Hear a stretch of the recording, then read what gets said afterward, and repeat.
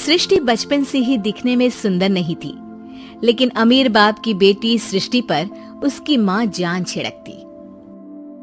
मेरी बेटी कितनी प्यारी है, भगवान सबको सृष्टि जैसी बेटी दे। सृष्टि धीरे धीरे बड़ी होती है। एक दिन सृष्टि की सहेली कहती है, तू दिखने में कितनी अजीब सी है, लेकिन मैं जानती हूँ हम सब में सबसे अच्छी शादी तो तेरी ही होगी। तेरे पापा अमीर जो हैं। और बता नहीं सकते यार, दहेज तो हर कोई देता है, ये क्या ज्यादा ले जाएगी अपने पति के लिए? अरे बड़े शहर में कोठी है इसके पापा की। अरे पापा की है ना, कौन सी इसकी है? इसकी होती तब तो कोई भी लड़का इससे शादी कर लेता। अरे पापा की मतलब पापा की है तो मेरी ही है ना? किसने कहा? अब तेरी तो तब होगी ना जब तेरा भाई ना हो। वैसे भी शादी के बाद सारी प्रॉपर्टी भाई के नाम होती है।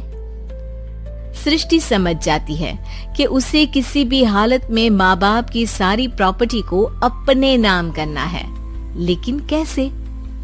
एक दिन सृष्टि का भाई शीनू कहता है, बहन क्या कर रही है? तुझसे एक बात करनी है। अरे हाँ करना, मैं तो तेरी बहन हूँ। बहन मेरी लाइफ में ना एक लड़की है, बहुत अच्छी है।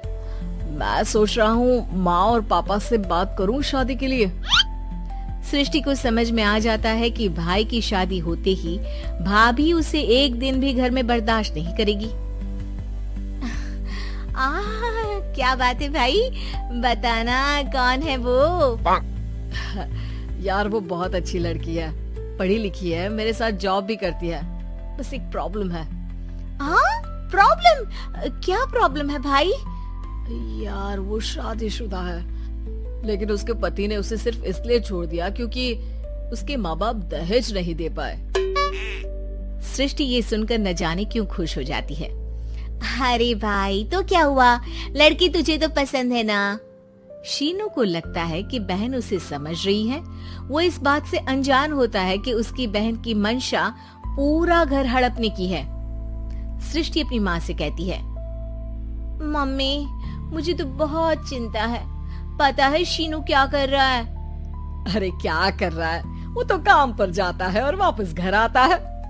नहीं ना माँ, वो यही तो नहीं कर रहा, बाकी सब कर रहा है। आपको पता है उससे प्यार है, और वो भी एक शादीशुदा लड़की से। ये क्या हो गया? मैं सोसाइटी में क्या मुंह दिखाऊंगी? अरे तेरे पापा तो यही कहेंगे कि मैंने ही उसे बिगाड़ दिया है। माँ देखो, मेरी बात मानो, पापा पर भी विश्वास करने की जरूरत नहीं है। अब आप ही बताओ, पापा इतनी देर घर के बाहर रहते हैं क्यों? बोलो। अरे बेटा वो तो नौकरी करते हैं ना। तू बहुत भोली है माँ। पापा का ऑफिस तो 7 बजे खत्म हो जाता है, लेकिन देखो कितनी देर से आते हैं। अरे नहीं बेटा, ऐसी कोई बात नहीं है। सृष्टि माँ को एक औरत से बात करते पिता की फोटो दिखाती है। देखो माँ कैसे हैं पापा। मैं ना कहती थी कि पापा सही नहीं है। मैं तेरे पापा से बात करूंगी, दे फोटो मुझे। ओ माँ, वो तो डिलीट हो गई। लेकिन चल, तूने तो देख लिया ना। पापा से बाद में बात कर लेना, और हाँ मेरा नाम बिल्कुल मत लेना। हाँ माँ। अब क्या था, सृष्टि के माँ और पिता के बीच झगड़ा होना शुरू हो जाता है। सृष्टि के मन में क्या चल रहा था कोई नहीं जानता था। एक दिन, माँ सृष्टि के लिए एक लड़का देखा है, वो लोग शाम को उसे देखने आने वाले हैं। और हाँ माँ, एक खुशखबरी, मैं और पापा मिलकर एक नया बिजनेस ट्राई कर रहे हैं। शाम को लड़का आता है, सांवले रंग का। सृष्टि को तो बिल्कुल भी पसंद नहीं आता। लड़की की माँ कहती है, लड़की का चेहरा तो कोई खास नहीं, लेकिन अगर मेरे बेटे को आप लोग सेटल कर दें तो मैं उसकी शादी आपकी बेटी से करवा दूं। सृष्टि को लड़का बिल्कुल पसंद नहीं था। उसे भाई पर गुस्सा आ जाता है। लड़के वालों के जाने के बाद कहती है, माँ देखा शीनू मेरे लिए कैसा लड़का लेकर आया, न दिखाने लायक न सुनने लायक, सेटल भी नहीं, वो भी हम करे।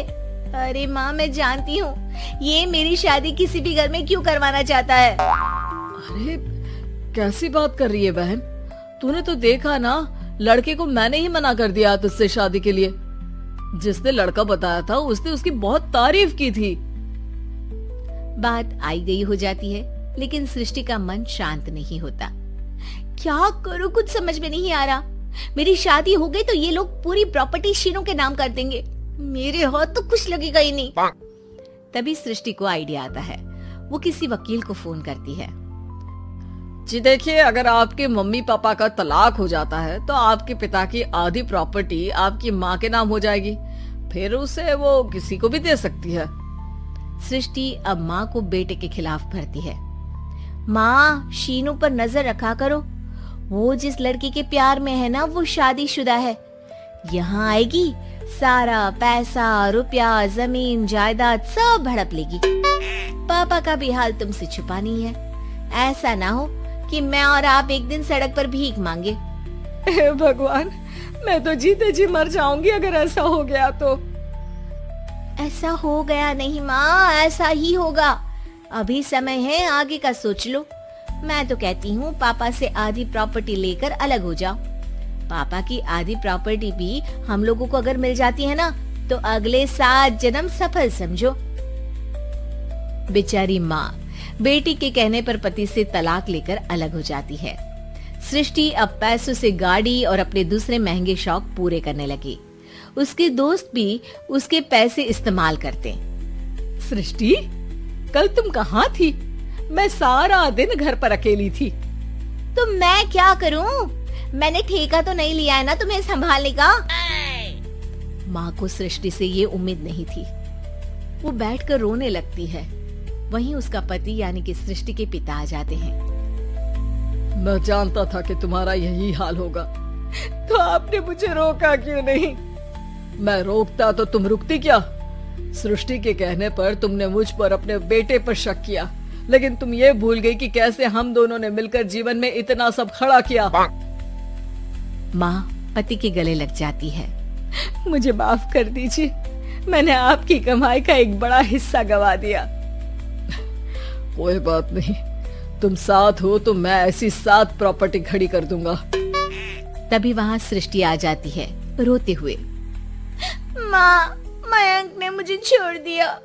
वो बोल रहा था जब तक मेरे पास पैसे थे तब तक ही वो मेरे साथ था। पापा, माँ, मुझे माफ कर दीजिए।